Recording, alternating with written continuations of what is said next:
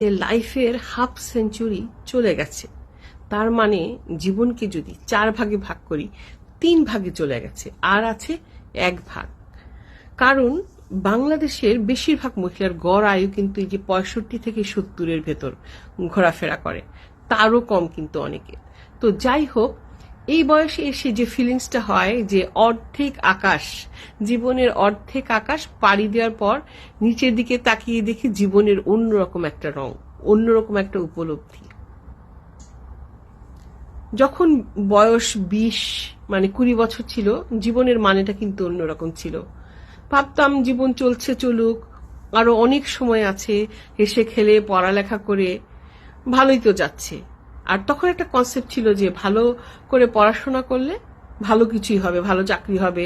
একটা প্রবাদ আছে না, পড়ালেখা করে যে গাড়ি ঘোড়া চড়ে সে, এরকম একটা কনসেপ্ট। 30 বছর বয়সে যখন এসেছি তখন জীবনের মানে ক্যারিয়ার আর সংসার। আর 40 বছর এসে ক্লান্ত হয়ে ভাবি আর কত। 50 এসে একদম অন্য রূপ। আয়নায় যখন দাঁড়াই, কাঁচা পাকা চুল দেখি, তখন মনে হয় যে আসলে তো মেখে মেখে অনেক বেলা হয়ে গেছে, অনেক অভিজ্ঞতা অর্জন করেছি, কিন্তু এর মাঝে কোন জায়গায় যেন একটা ফাঁকা জায়গা রয়েছে। এই যে 30 বছর থেকে 50 বছরের জার্নি, মাঝে কতগুলো বছর যেন কোনো হিসাব নেই, মানে চোখ বন্ধ করে রোলার কোস্টারের মতন চলে গেছে। তো এই সময় এসে একটা উপলব্ধি এসেছে, যে এই উপলব্ধিগুলো, যে সত্যগুলো আগে কখনো রিয়েলাইজ করিনি। সেটা বয়সের কারণে হতে পারে, বয়সের অভিজ্ঞতায় হতে পারে, জীবনের অভিজ্ঞতায় হতে পারে। সেই সত্যগুলো, যে সত্যগুলোর বেশিরভাগই এখন এসে মনে হয় যে ভুলই ছিল। আগে জানলে জীবনটা বোধহয় আরেকটু অন্যভাবে যাপন করতে পারতাম, ভুলগুলো কম হতো, কি জানি হয়তো আবার নতুন ভুল করতাম, তাই না? তো সেই সত্যগুলোর মধ্যে 5টা সত্য আজকে আপনাদের সাথে শেয়ার করব, সঙ্গে থাকুন। প্রথম যে সত্যটা শিখলাম সেটা হচ্ছে যে কারোর জন্য কোনো কিছু থেমে থাকে না। আমরা অনেক সময় লোকে কি বলবে, আমি ছাড়া আমার পরিবারের জীবন কি করে চলবে, আমার স্বামী সন্তান কি করবে, আমি ছাড়া ওদেরকে কে টেক কেয়ার করবে। বিশ্বাস করেন, এই সময় এসে দাঁড়িয়ে এই রিয়েলাইজেশনটা হয়েছে যে আমি ছাড়াও তাদের চলবে, তারা না থাকলেও আমার চলবে। পৃথিবীতে কেউ কারোর জন্য কোনো কিছু থামিয়ে রাখে না, সবই চলে। তো এই যে আমরা আমাদের শখ আহ্লাদগুলো অনেক সময় বিসর্জন দিই সবাই জন্য করতে করতে করতে করতে, এটা করবেন না। কারণ একটা সময় হয় যে যার যার গতিতে যে চলে। এটা স্বার্থপরতা নয়। যে সন্তানের জন্য করছেন তারও জীবন এরকম হবে, যে স্বামীর জন্য করছেন তার বাবাও তার জন্য এরকম করেছে, সেও করছে, আপনি করছেন, আপনার মাও আপনার জন্য করেছে। কিন্তু নিজের জন্য একটু হলেও সময় বের করা উচিত। এই রিয়েলাইজেশনটা এসেছে যে কারোর জন্য তো কোনো কিছু থেমে থাকে না, তো নিজের জন্য একটু করি। আর যে লোকে কি বলবে, লোকে কি বলবে, এখন আর এই নিয়ে ভাবি না। 2 নম্বর সত্য, স্বাস্থ্যই সঞ্চয়। যতই আমরা ব্যাংক ব্যালেন্স করে রাখি, যদি স্বাস্থ্য ঠিক না থাকে কিছুই হবে না। আমরা ভাবি যে অনেক টাকা জমিয়ে রিটায়ারমেন্টে আমরা আনন্দ করব, আরাম করব। শরীর যদি খারাপ থাকে, হাঁটুতে প্রচন্ড ব্যথা থাকে, কিভাবে দেশ ভ্রমণ করবেন, কিভাবে এনজয় করবেন? টাকা সঞ্চয়ের চেয়েও স্বাস্থ্যের সঞ্চয় খুব বেশি দরকার, এবং এই জন্য স্বাস্থ্যের যত্ন নিতে হবে, যেটা এখন এসে আমি রিয়েলাইজ করি। এতদিন মনে হয়েছে যে শরীর আমাকে বয়ে নিয়ে গেছে, এখন শরীরকে আমার বয়ে নিয়ে যেতে হচ্ছে, কারণ শরীরটা প্রায়ই এখন বিদ্রোহ করে ওঠে। তাই রিয়েলাইজ করি যে আপনার শক্তি, আপনার ব্লেসিং হচ্ছে আপনার শরীর। শরীরটা ভালো থাকলে, এই শরীর নামের কারখানাটা যদি ভালো থাকে, সবকিছুই ভালো থাকবে। হ্যাঁ, অর্থ সঞ্চয় জরুরি আছে, তার চেয়েও জরুরি হচ্ছে স্বাস্থ্য, স্বাস্থ্য নামক সম্পদটার সঞ্চয়। এটাই উপলব্ধি করলাম। 3 নম্বর সত্য, সম্পর্ক সংখ্যায় নয়, গভীরতায়। তাই আপনার ফ্রেন্ড লিস্টে কতজন বন্ধু আছে কিংবা কতজন ফোনের কন্টাক্ট আপনার সাথে আছে, কতজন মানুষের, এগুলো খুব একটা জরুরি নয়। বা আপনি কতটা সোশ্যাল বার্ড, কত মানুষের সাথে আপনি গেট অন করছেন, এ বয়সে এসে এগুলো আর জরুরি মনে হয় না। আমার কাছে মনে হয় যে খুব বেশি ভিড়ের চেয়ে নির্জনতা ভালো। কিছু জেনুইন মানুষ, 100 জন বন্ধুর চেয়ে একজন জেনুইন বন্ধু থাকা ভালো, যে আমার নীরবতা বোঝে। অনেক আত্মীয় স্বজনের চেয়ে কিছু আত্মীয় স্বজনের সাথে যোগাযোগ রাখা ভালো, যারা বিপদে আপদে আমার পাশে থাকে। আমার কাছে এখন ওই মেকি হাসি সামাজিকতার চেয়ে মনে হয় যে একটা খাঁটি ছোটখাটো ঘরোয়া আড্ডা, সেটা আমাকে অনেক আনন্দ দেয়। আর এখন সময়টা তো একদম শেষ পর্যায়ে এসে গেছে, এই রিয়েলাইজটা করি যে ওই যে অ্যাডজাস্ট করে গেট অ্যালং করব, সেই সময়টা বোধহয় এখন আর হাতে আমাদের নেই।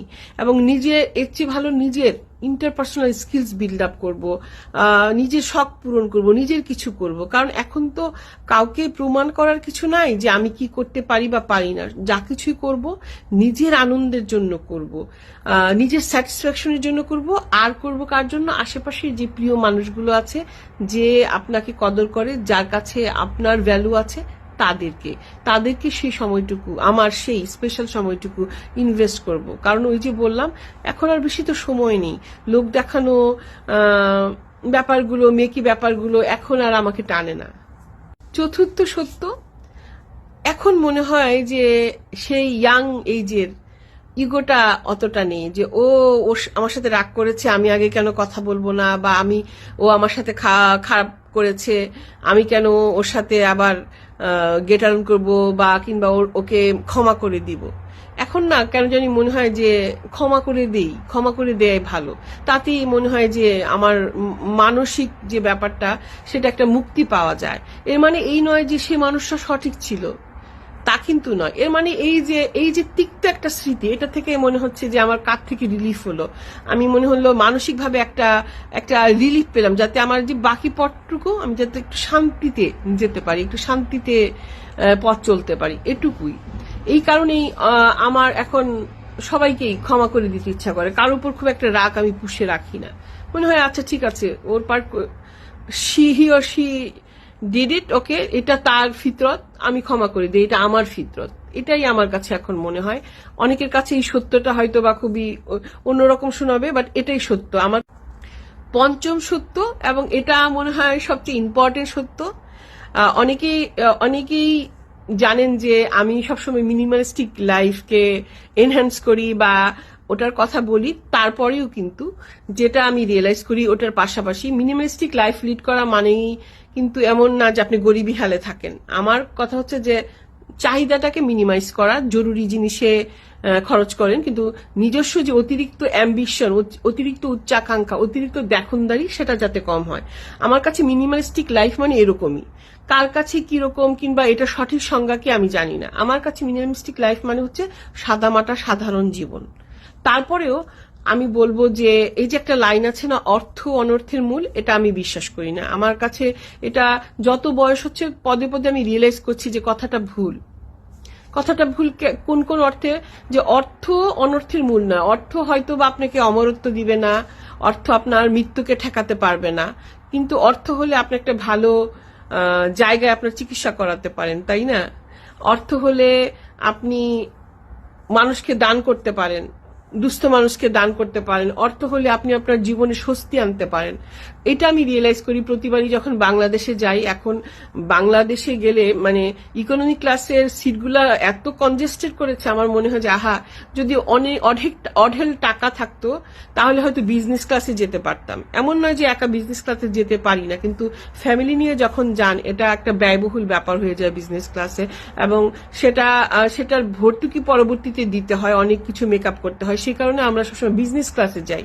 তো মনে হয় মাঝে মাঝে যে আরেকটু বেশি জমাটমা থাকলে, আরেকটু বেশি টাকা পয়সা থাকলে হয়তো বিজনেস ক্লাসে যেতে পারতাম। শুধু তাই নয়, আপনার টাকা পয়সা থাকলে আপনি অনেক কিছু কমফোর্ট পেতে পারেন, আপনি অনেক কিছুর ফ্যাসিলিটি পেতে পারেন, যেটা আপনি টাকা দিয়ে নিতে পারেন। আর এটাও তো সত্যি কথা, সমাজের যে রুতবা, সমাজের যে স্ট্যাটাস, সেটাও আজকাল টাকা দিয়ে কেনা যায়। সেই দিকে আমি যাচ্ছি না, সেই দিকে আমার কোনো মাথা ব্যথা নেই। ঠিক আছে, কিন্তু এই দিকটা আমি আজকাল রিয়েলাইজ করি, বয়স হয়ে যাচ্ছে তো মনে হয় যে আহা যদি অনেক টাকা জমা থাকতো বা আরেকটু আর্লি এজে এই টাকার ভ্যালুটা একটু বুঝতে পারতাম, আর একটু জমা করতাম, তাহলে হয়তো একটা আর্লি রিটায়ারমেন্ট নিয়ে নিতে পারতাম। এখন নানা কারণে শরীর অসুস্থ থাকে, হাজবেন্ডের অসুস্থ থাকে, তাই আমরা মাঝে মাঝে মনে মনে ভাবি যে আসলে যদি আরেকটু ইয়াং এজে যদি আরেকটু সচেতন থাকতাম, আর একটু বেশি পরিশ্রম করতাম, তাহলে বোধহয় এই বয়সে এসে, এই যে একটা বয়স একদম পুরোপুরি বুড়ো হয়ে যায়নি, একদম ইয়াংও নেই, একটা মধ্য বয়স, এই বয়সটা হয়তো আরেকটু এনজয় করতে পারতাম, কাজকর্মের ব্যাপারটা আরেকটু মিনিমাইজ করতে পারতাম, কিংবা রিটায়ারমেন্টটা আরেকটু আগে নিয়ে আসতে পারতাম। এই সেন্স থেকেই বললাম যে এখন এই কথাটা প্রায় আমার মনে হয় যে অর্থ অনর্থের মূল এই কথাটা ভুল। এই কথা সত্যি, টাকা সুখ এনে দেয় না, কিন্তু টাকা আপনাকে স্বস্তি দেয়। আপনি বিপদে পড়লে বা অন্য কেউ বিপদে পড়লে এই টাকা অনেক ক্ষেত্রে আপনাকে অনেক বিপদ থেকে একটু হলেও মুক্ত করে আর কি। এই ছিল আমার 5টা সত্য। আমার কাছে মনে হয় যে 50 বছর একটা খুব এমন একটা সময় যখন আপনি খুব রিল্যাক্স ফিল করতে পারেন আর কি, অনেক বোধবুদ্ধি হয়, নতুন কিছু শুরু করতে পারেন। এতে আমার মনে হয় না বয়স কোনো ফ্যাক্টর, কারণ এই বয়সে এসে কোনো কিছু প্রমাণ করার নাই কারো কাছে, তাই না? আপনি আপনার নিজের জন্য সবকিছু করবেন, আপনি আপনার নিজেকে ভালো রাখার জন্য করবেন। সুতরাং 50 বছর একটা মাইলস্টোন বলতে পারি, যে এই বছর এই সময়টাতে আপনি আপনার শখ পূরণ করুন। ছোট্ট একটা গল্প বলি, এই গল্পটা আমি আরেকটা ভিডিওতে বলেছিলাম।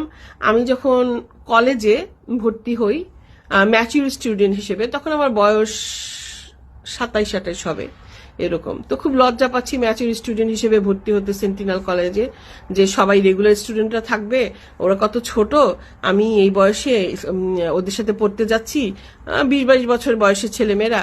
তো ভিতরে গিয়ে দেখি একজন মহিলা, বয়সটা খুব একটা বোঝা যাচ্ছে না, কিন্তু উনি যে ইয়াং এজ নয় সেটা বোঝা যাচ্ছে, যে যারা স্টুডেন্ট তাদের বয়সী নয়। পরে জানতে পারলাম তার নাম ছিল মিশেল। পরে জানতে পারলাম তার বয়স 52 বছর। তিনি স্কুল কমপ্লিট করতে পারেননি, তার 2টা সন্তানদের জন্য তিনি স্কুল কুইট করে কাজকর্ম করেছেন, সন্তানদের বড় করেছেন, এবং তার ছেলে এখন ইঞ্জিনিয়ার, অ্যাপেল কোম্পানিতে চাকরি করতো। মাকে ভর্তি করে দিয়েছে যে মা যাতে তার লাইফটাকে, স্টুডেন্ট লাইফটাকে এনজয় করে, মা পড়াশোনা করে, সেই কারণে।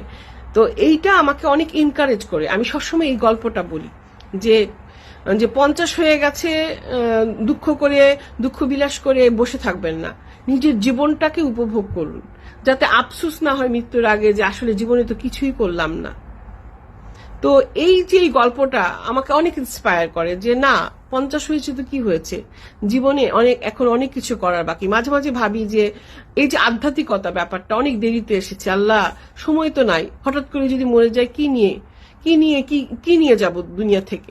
তখন আবার ভাবি যে না, আল্লাহ মহান, আল্লাহ ক্ষমা করে দিবেন, আল্লাহ আমার ইন্টেনশন জানেন, নিয়ত জানেন। যখন থেকে এই রিয়েলাইজেশনটা এসেছে তখন থেকেই আমি আমার নতুন জীবন শুরু করব, নতুন কানেকশন শুরু করব আল্লাহর সাথে। তো এইভাবেই কিন্তু জীবনকে আবার রিজুভেনেট করা যায় কিন্তু। তো এই সত্যটা, এই রিয়েলাইজেশনটা খুব জরুরি, প্রত্যেকের জরুরি। অনেকের দেরিতে আসে, অনেকের তাড়াতাড়ি আসে। তো আশা করছি অনেকের আসবে তাড়াতাড়ি, সেই কারণে ভিডিওটা করেছি, যে অ্যাটলিস্ট এই ভিডিওটা দেখে যারা 30-এ আছেন, যারা 40-এ আছেন, এই রিয়েলাইজেশনটা যাতে হয় যে এই ভুলগুলা জীবনে করব না, যাতে সামনের দিকে এগিয়ে যেতে পারি। 50-এর আগে জানতাম না জীবনটা এত ছোট, আজ জানি, কিন্তু আক্ষেপ নেই, কারণ যেটুকু সময় বাকি আছে সেটুকু আর দৌড়ানোর জন্য নয়, বরং প্রতিটি মুহূর্ত অনুভব করার জন্য। তবে যারা আজ 20 বা 30-এ আছেন তাদেরকে বলবো নিজের যত্ন নিন, আর যারা আমার মতো 50-এ আছেন মনে রাখবেন সেরা সময় এখনই, কারণ আপনি এখন কেবল বেঁচে নেই, আপনি এখন জীবনকে চিনতে শিখে গেছেন। তাই এই সময়টা খুবই ফেনোমেনাল, ভেবে দেখবেন। আসসালামু আলাইকুম ওয়া রাহমাতুল্লাহি ওয়া বারাকাতুহু। আর ভিডিওটি ভালো লাগলে সাবস্ক্রাইব করে দিবেন।